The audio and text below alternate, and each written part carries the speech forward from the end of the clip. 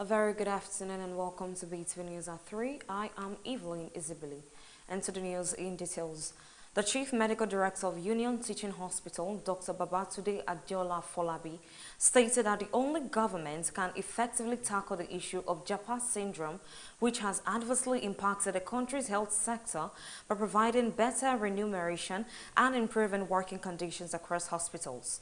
Dr. Folabi made his remark while speaking to journalists in Osogbo, the state capital. He also highlighted that the Osun state government has sanctioned the automatic replacement of medical doctors, nurses, and other health workers who leave their posts, ensuring that hospitals do not face a shortage of staff.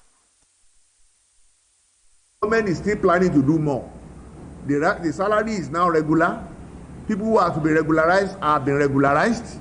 Now, a lot of promissory from the government and a lot of things they are doing at the moment. So I want to say that has reduced horizontal japa from Union as it used to be. Government has also given approval for automatic replacement. When a doctor goes, not allied professionals, not administrative staff, but for doctors, for nurses, for laboratory scientists, for physiotherapists and the likes. Ekiti State Governor Biondu Oyebanji has highlighted that agriculture is the most sustainable solution to Nigeria's economic challenges, including unemployment, food insecurity, and poverty. Speaking through the State Commissioner for Agriculture, he made a statement in Ado Ekiti during the 5th edition of the SAFE Summit. The reports.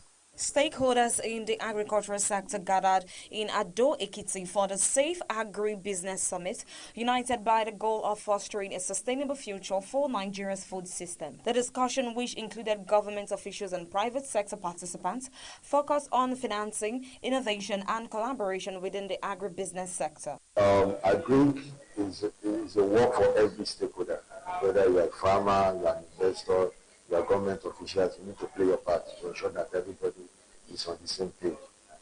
Today we have seen that the access to finance is something that we need to convoke. We need to bring every stakeholder to ensure that money flow within the sector, input flow within the sector, access to finance also being upgraded. The summit focused on creating a driving marketplace for agriculture, particularly for smallholder farmers and local investors. SAFE Summit is a platform for learning.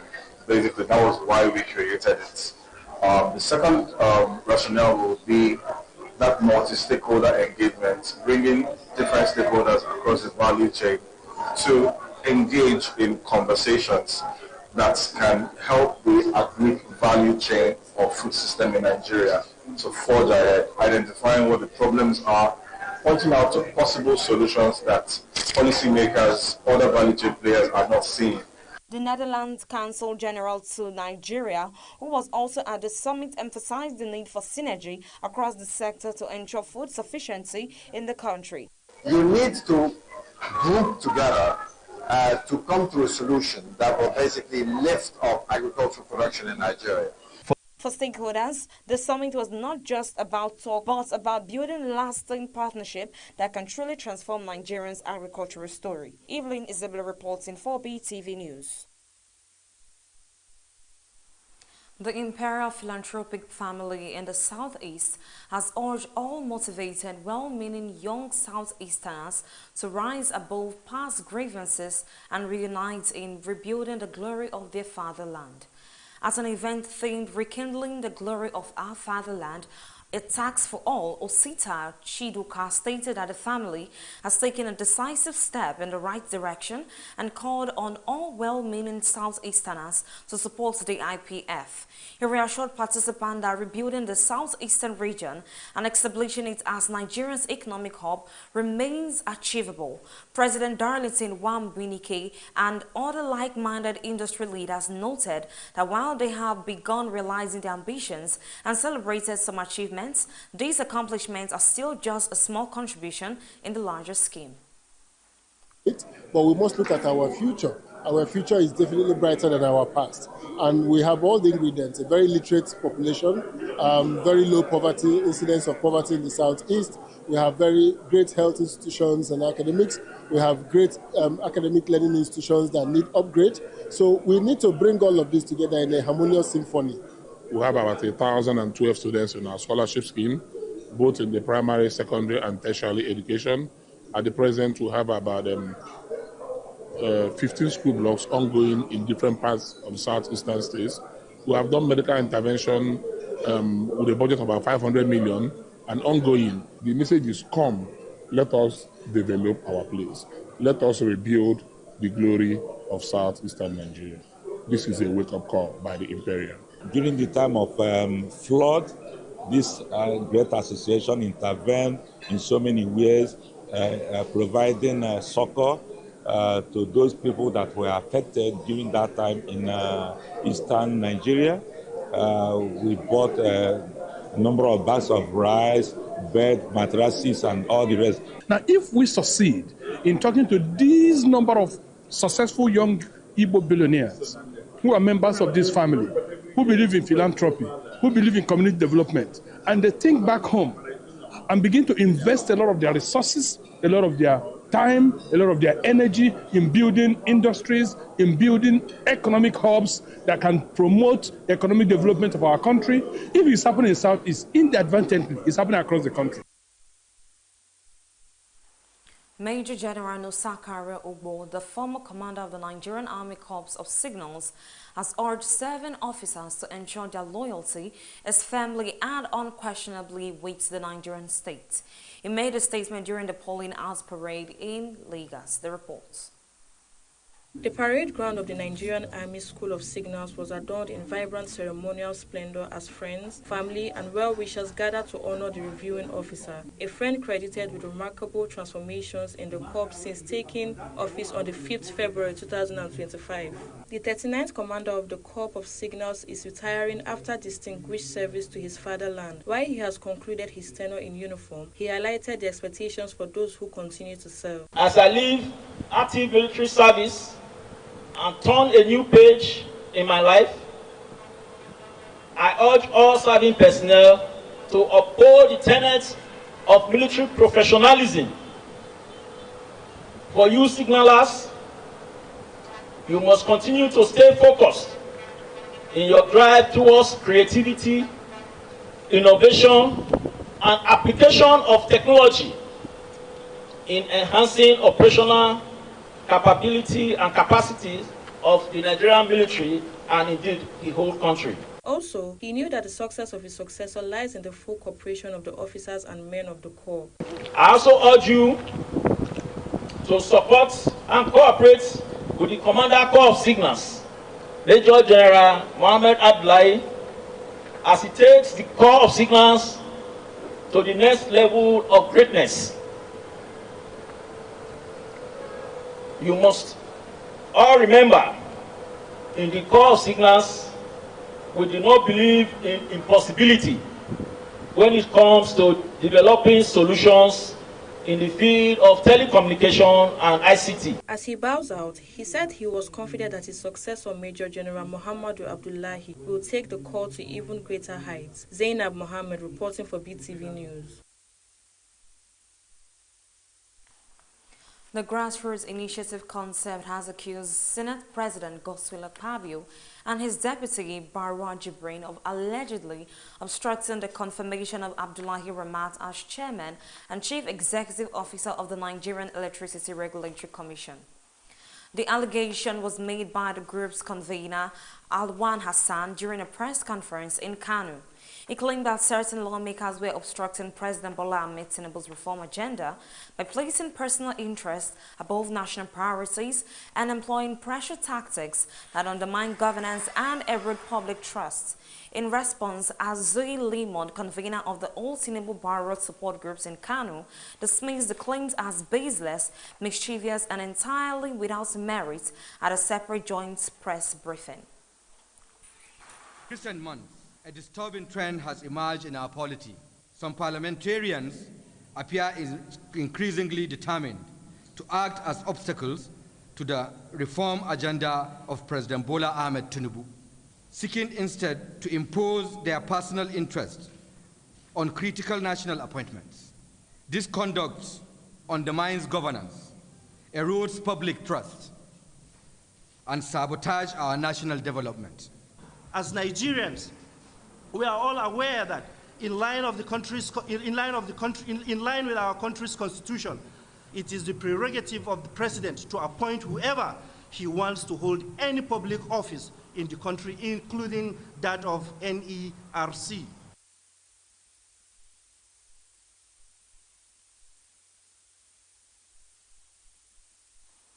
President Bola Tinubu has congratulated Professor Chukwuman Soludo on his re-election as governor of Anambra State. He also commended the people of the state, security agencies, and the Independent National Electoral Commission for ensuring a peaceful and successful election. According to the president, Soludo's victory reflects his visionary leadership and the remarkable progress recorded in Anambra under his administration. He urged the governor to be magnanimous in victory and work with his opponents to advance the state's development. Similarly, Ogun State's governor and chairman of the Southern Governors Forum, Dapo Abiodun, congratulated Soludo on his re-election. In a statement by his special advisor on media and strategy, Kayode Akimade, Abiodun said the result of the poll shows the people's confidence in Soludo's leadership.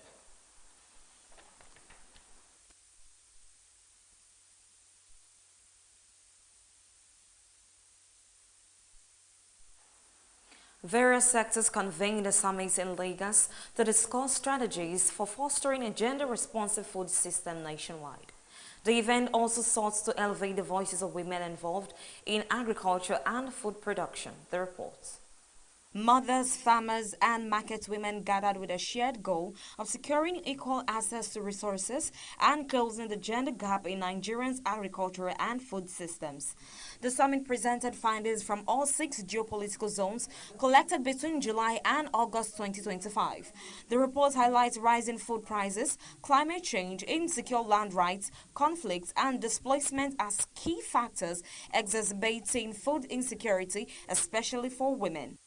We women are suffering in the sense that we are the homemakers now because of the issue of insecurity in food and insecurity of life. The two are affected, and women are mostly affected. We have issues of transporting goods from one place to the other. It's a major challenge whereby farmers spend a lot in transporting their food from one place to another. Then preservation is a big issue for us farmers. Then fluctuation. Whatever we plunge into the business, many a times, if there's price fluctuation, you're not able to plan properly. Record keeping becomes not usable. According to the United Nations Food and Agriculture Organization, about 33.1 million Nigerians are projected to face food insecurity in 2025, with nearly 800,000 pregnant and breastfeeding women at risk of malnutrition. Through its national feminist policy agenda, advocates are calling for a gender-responsive food system that ensures women have equitable access to land, finance, and agricultural inputs. When it comes to human insecurity and food, you find out that when people are running, they run without food. They get to camps, they get to these places without food. And who do the children turn to? Women. Who do the elderly in the family turn to? Women. Women need to be involved. Government need to be policies that are gender sensitive when it comes to food insecurity. Organizers says that this summit is not just a conversation but a call to action. They believe that until women's voices are truly heard, the fight against food insecurity will remain incomplete. Evelyn Isabella reporting for BeeTv News. Lafayette, like many other Nigerian capital cities, is facing a severe housing crisis. Rapid population growth has increased the demand for housing, causing rents to rise sharply. Investigations show that 2-bedroom apartments now cost between 250,000 naira and 400,000 naira per annum, while 1-bedroom apartment range from 150,000 to 200,000 naira, far beyond the reach of many residents. The reports. Many tenants are being forced to share apartments or relocate to sub-urban areas such as Akura, Shabu, Kuruko, and Kwaderio to reduce costs. The situation is placing significant financial pressure on low and average income earners. Residents report that landlords frequently increase rent, sometimes on older properties, while citing higher costs for building materials and inflation as justification. The issue of the rents in Lafia is becoming too much, in the sense that in previous years it's not like this. And it even interests you to know that some houses in Lafia are even old building, but you wake up in a day, a landlord will knock at your door and just increase money. Some of them will even say they want to renovate the house. Why it's not true. And honestly, it's just like a civil servant is at the receiving end. As we are staying at people's houses, the landlord one time will come and told us that the materials where they are buying all these things. And it get the time where I tell our landlord that this material where you people are buying, I don't buy it since it's not now, but they're supposed to consider what is going on now. There is growing demand for government intervention, with calls for lawmakers to regulate and control rent across all local government areas to make housing more affordable and alleviate the burden on tenants. Tenants are urging the government to take urgent steps to address the housing deficit and make life affordable for residents in Nasarawa State. Zainab Mohammed reporting for BeeTv News. The African Democratic Congress has stated that only individuals with demonstrated integrity and a clean record free of corruption will be permitted to contest elective positions within the party. The party also emphasized that efforts are underway to foster unity among members and pledged to ensure fairness, particularly in the party's primary elections. Speaking to journalists shortly after the national stakeholders meeting, Umar Damagum, the deputy national leader of the party for the Next West Zone, stated that the ADC is committed to tackling key challenges facing Nigeria. He also assured young people, particularly those under 40 and financially disadvantaged individuals, that they would have the opportunity to run for office under the party's platform.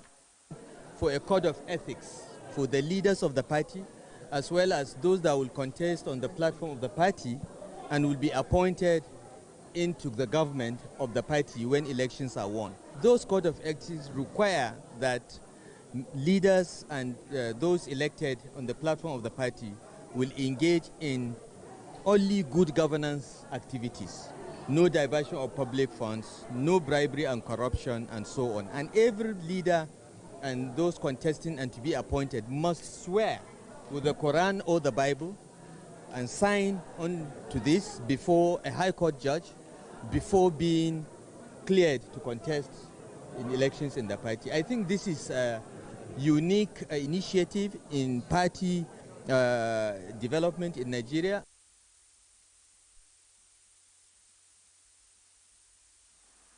We'll take a short break and we'll be right back shortly. Please stay with us. The heartbeat of culture, fashion, music, and entertainment is about to take over Benin City as we gear up for the Edo Carnival 2025 from December 21st to 27th. Garrick Memorial on Ekenwa Road will come alive with 7 days of extraordinary excitement. From dazzling parades, live music, and cultural displays to seminar, a beauty pageant, Miss Edo Carnival 2025, fashion shows, and so much more. Get ready to witness the pride of Edo, the spirit of our people, and the biggest celebration of culture this December. This project is proudly brought to you by Peak Rendezvous Entertainment Global Limited and supported by Edo State Government.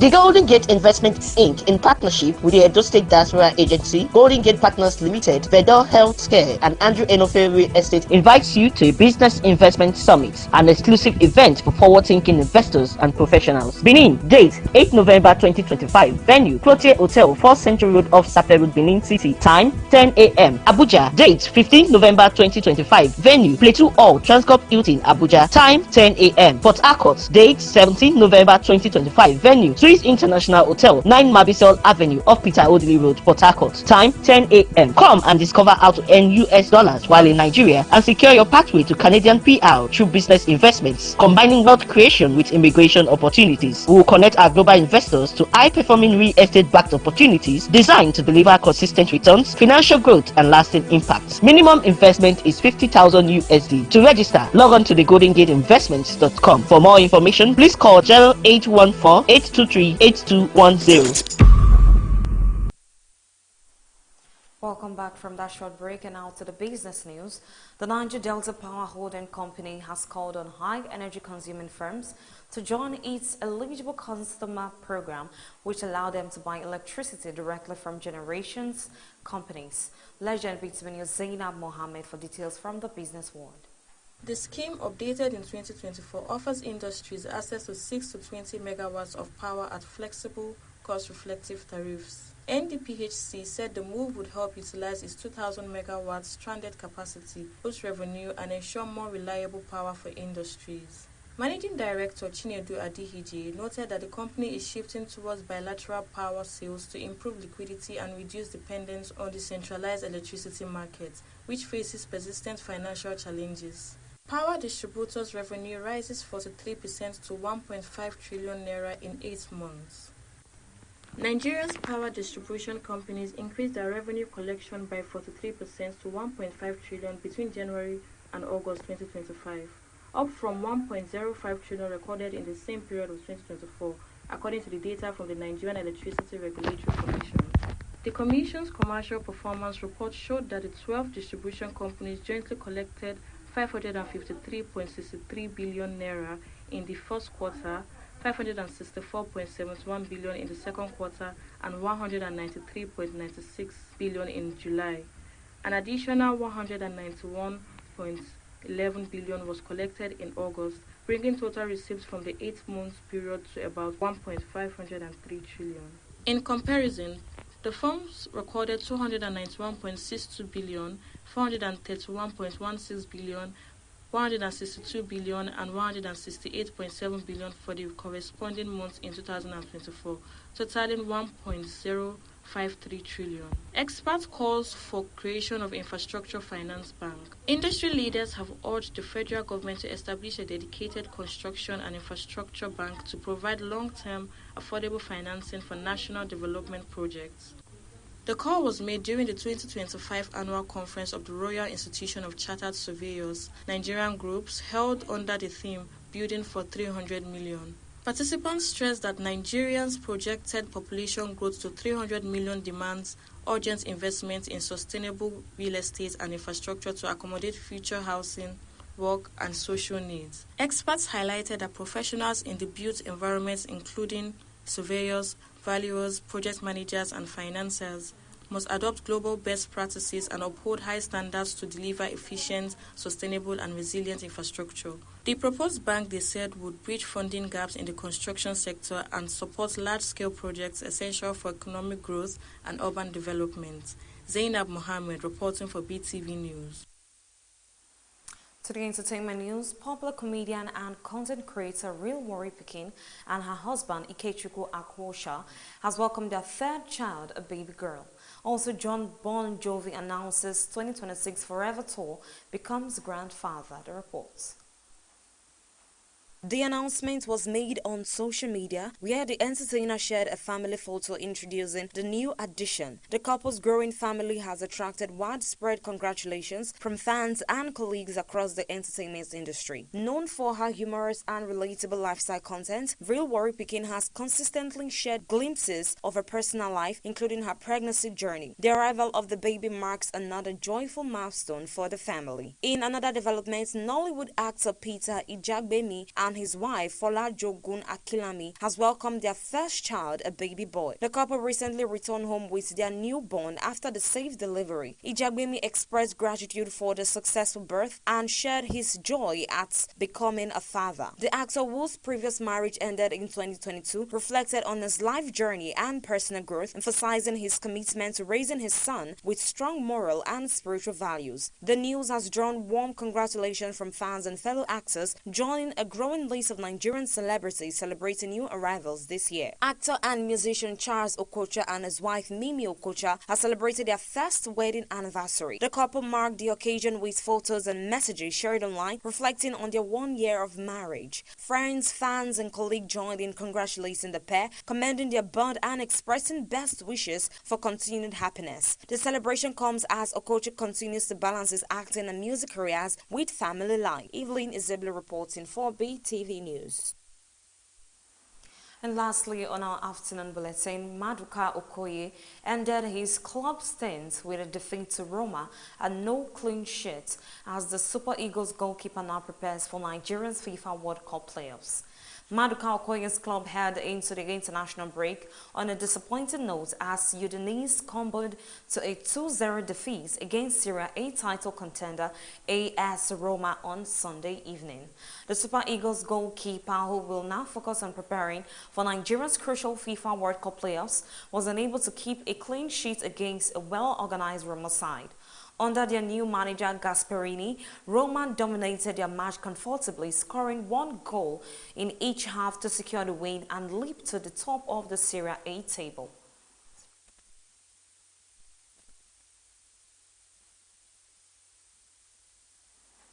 And that's the size of our news package on our afternoon news for today. Thank you so much for joining us. I am Evelyn Izibili. Have a blessed day.